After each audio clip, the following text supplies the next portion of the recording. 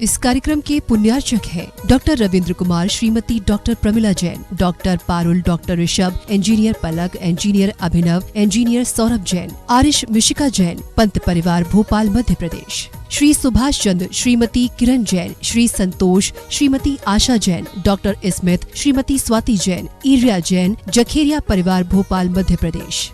श्री सरुण कुमार, श्रीमती सरिता जैन, श्री होशांग कुमार, श्रीमती सोनल जैन, श्री शशांक कुमार, श्रीमती स्वीटी जैन, सिद्धम, मिशिका, प्रिशा, कियांश जैन, बजाज श्री परिवार, firm Bajaj Shri jewellers, Bhopal Madhya प्रदेश।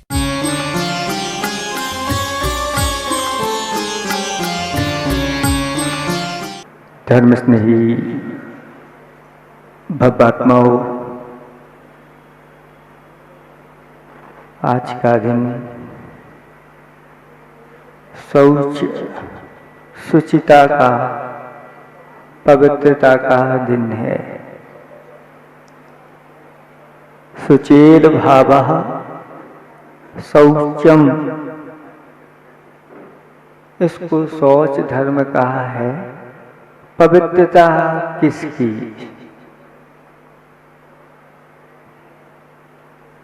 किसकी पवित्रता? शरीर की पवित्रता कि और कोई दूसरी चीजों की पवित्रता? लोग इस शरीर की पवित्रता के लिए कितना खर्च करते हैं। अगर जन्म से लेकर मरण तक का हिसाब किताब लगा दिया जाए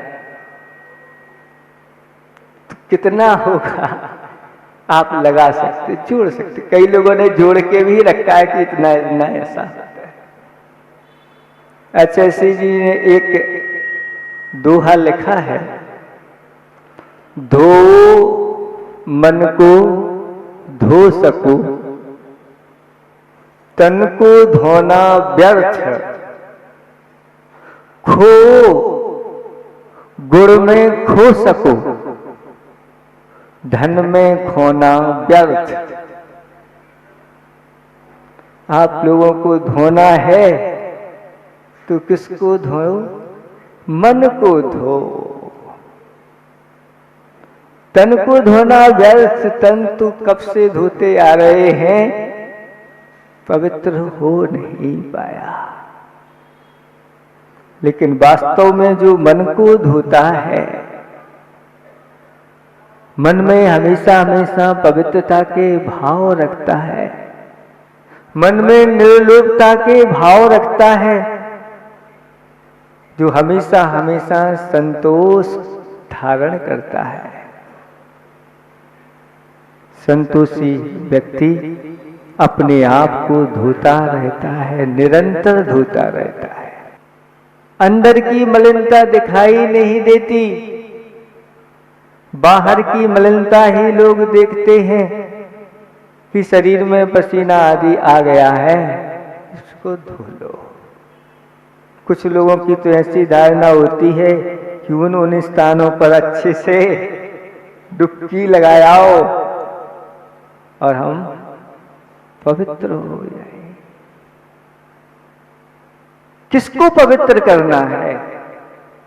एक बार अगर अंदर से भावना बन जाए, लोभ के कारण से व्यक्ति क्या क्या नहीं करता, और जैसे जैसे लोभ बढ़ता है, लाभ होता है, वैसे वैसे लोभ भी बढ़ता चला जाता है। पहले लोग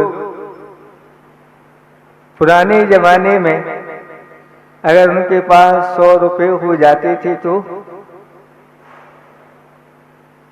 जिसके पास 100 नहीं है वो कहता था मेरे पास 100 हो जाए। फिर 1000 होने लगे तो जिसके पास 1000 नहीं है वो कहता है हमारे पास 1000 हो जाए। फिर लाख वाले जब दिखने लगे तो व्यक्ति कहता है मुझे भी लखपति बनना है। फिर करोड़ वाले दिखने लगे सामने तो कहता है मुझे भी करोड़पति बनना है। अरबपति दिख रहे हैं तो अब अरब के चक्कर में अरब कंट्री लोग भारत को छोड़ करके जाने के लिए तैयार हैं। आचार्य श्री जी ने एक हाइको लिखा है, नाण हिलती, क्या नाण हिलती, नाड़ जानते हैं आप लोग? नाड़ माने होती गर्दन, नाड़ हिलती, जब बुढ़ापा आ जाता है तो गर्दन कैसे हो जाती है? हिलने लगती है। हिलाना नहीं पड़ता। सभा में बैठे हैं और तो ऐसा नहीं समझना, उनको सब समझ में आ रहा। उस स्वाभाविक नाड़ हिलने लगती है और बुढ़ापे में जैसे वह नाड़ कह रही हो, हे मृत्यु रानी अब जल्दी आ जाओ, उसी को बुलाने के लिए बार बार लगे। नाड़ हिलती और नाड़ हिलती, लार गिरती।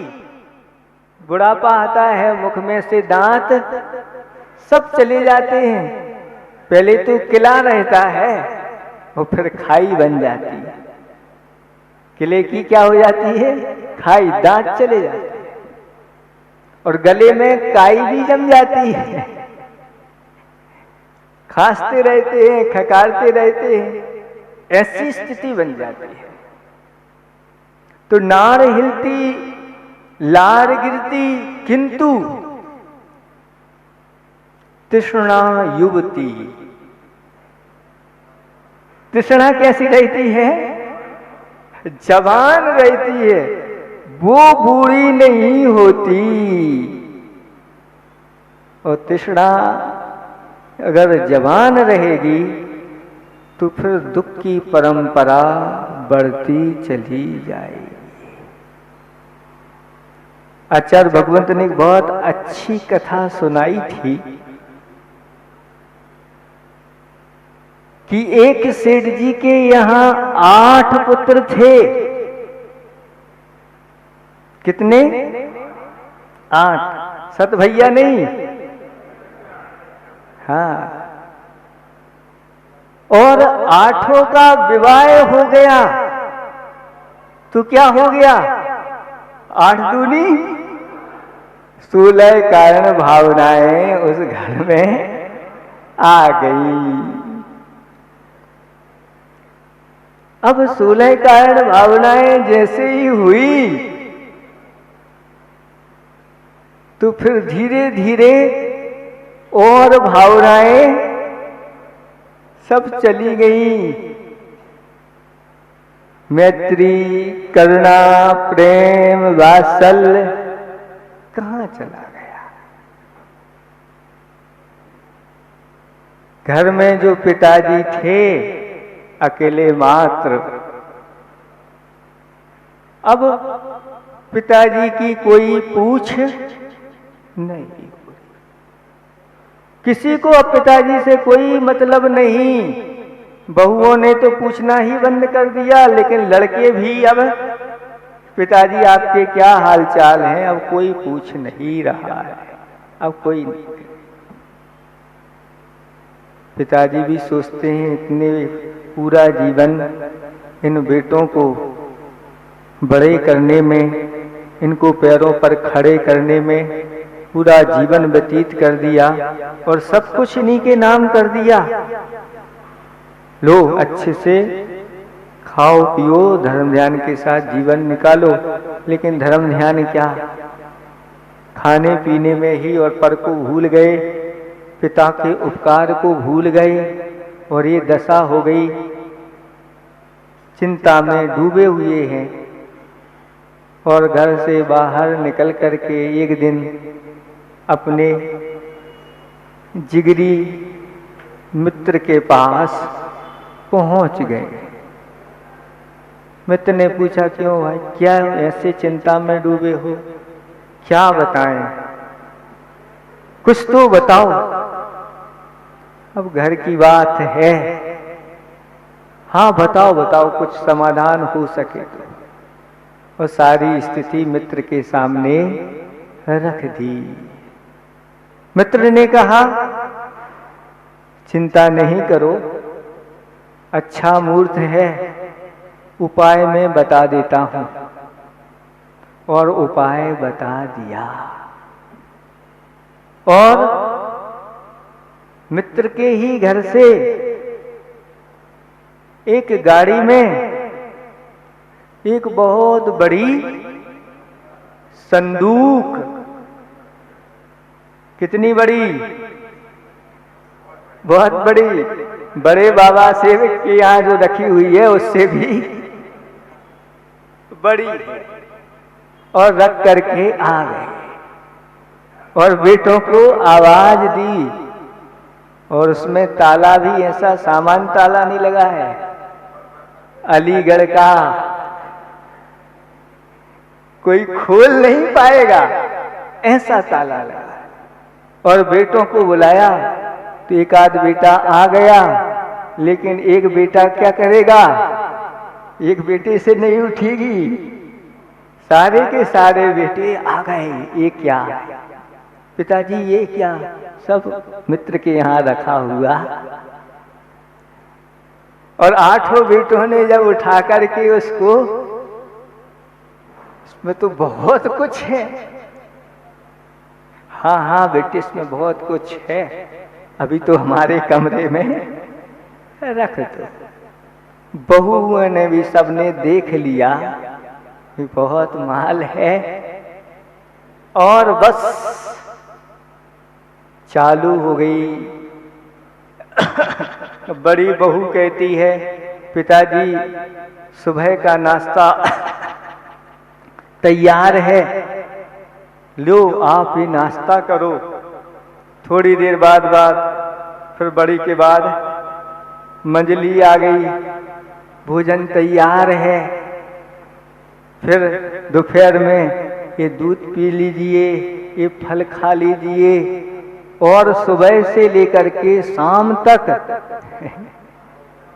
ऐसा स्वागत हो रहा है, कोई रिश्तेदार का भी ऐसा स्वागत नहीं हो रहा है। और आपस में लड़ाई झगड़ा बहुओं में हो रहा है, नहीं मैं करूंगी, उनके कपड़े तो मैं धोऊंगी, वो कि नहीं मैं धोऊंगी, आपस में। और पिताजी के इर्द गिर्द सब चक्कर परिक्रमा लगने। पिताजी भी कहते, धैर्य रखो, सबको मिलेगा, सबको मिलेगा, अच्छे से मिलेगा। ऐसे करते करते अब तो मित्र ने पूछा, क्यों, कैसे दिन निकल रहे? अरे मित्र हो तो ऐसा हो, अगले भाव में भी मुझे ऐसा मित्र मिले, ऐसी अच्छी सलाह देने वाला। और सब कुछ बढ़िया चल रहा है, ऐसा लग रहा है कि बिना मरे ही स्वर्ग मिल गया।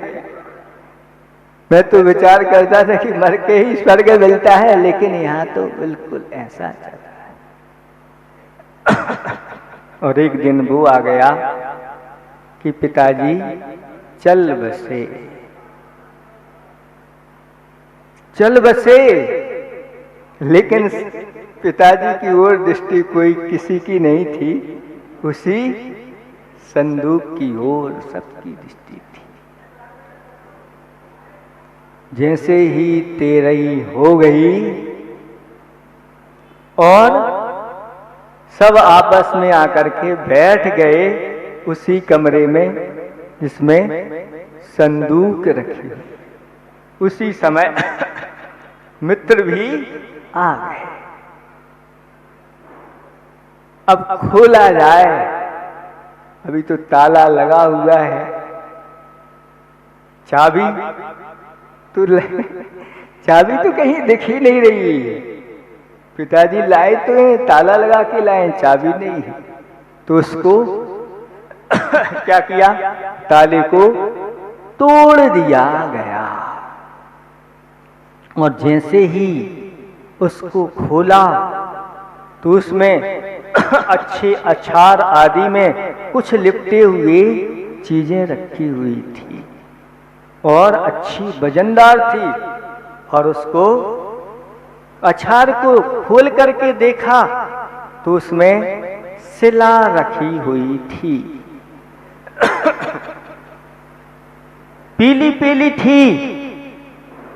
बिस्कुट नहीं थे, छोटे छोटे, बड़ी बड़ी सिला, वजनदार सिला, पीली सिला और उस पर लिखा हुआ था स्वर्ण शिला।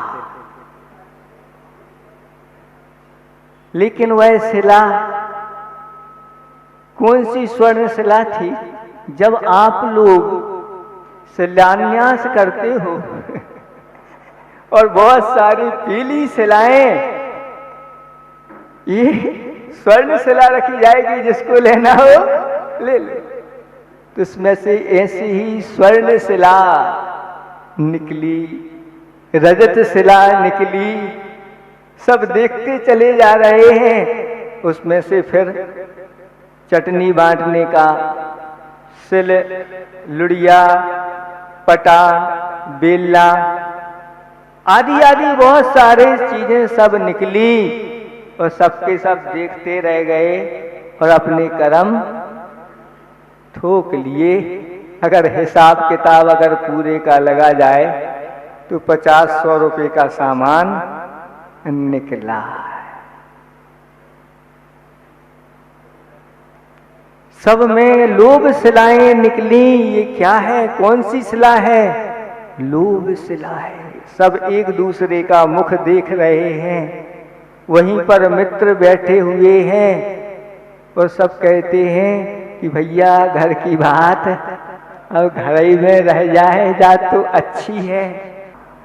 इसलिए पापात्माओं, अब ज्यादा कुछ नहीं कहना, आपका समय हो चुका है। अब बहुत गई, थोड़ी रही, थोड़ी भी अब जाने वाली है। इसलिए सावधान हो जाओ। और जो सावधान हो जाता है वह बच जाता है। इन क्रोध, मान, माया, लोभ ने हमारा बहुत अनर्थ किया है। इस आत्मा को अनेक कष्टों में डाला है। अब इस आत्मा को अगर सुखी करना है, इस आत्मा को मोक्ष में ले जाना है, तो हमें इन कसाओं को जितना मंद हो सके आप सब मंद रखेंगे। और लोभ करना है तो आप धर्म का लोभ करिए, सेवा का लोभ करिए, वैयावृत्ति का लोभ करिए, दान का लोभ करिए। रत्नात्रय प्राप्त करने के लिए आप ऐसे लोभी बनिए जल्दी से जल्दी मुझे ये सारी चीजें प्राप्त हो जाएं। ऐसा अगर लोभ करोगे तो आपका भलो हो जाएगा। अहिंसा परमो धर्म की।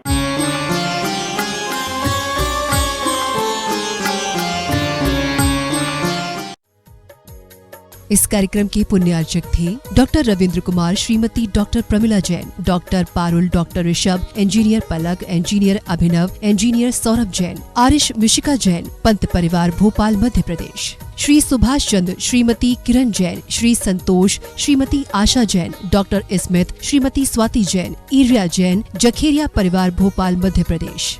श्री सरुण कुमार, श्रीमती सरिता जैन, श्री होशांग कुमार, श्रीमती सोनल जैन, श्री शशांक कुमार, श्रीमती स्वीटी जैन, सिद्धम, मिशिका, प्रिशा, कियांश जैन, बजाज श्री परिवार, फर्म बजाज श्री ज्वेलर्स, भोपाल मध्य प्रदेश।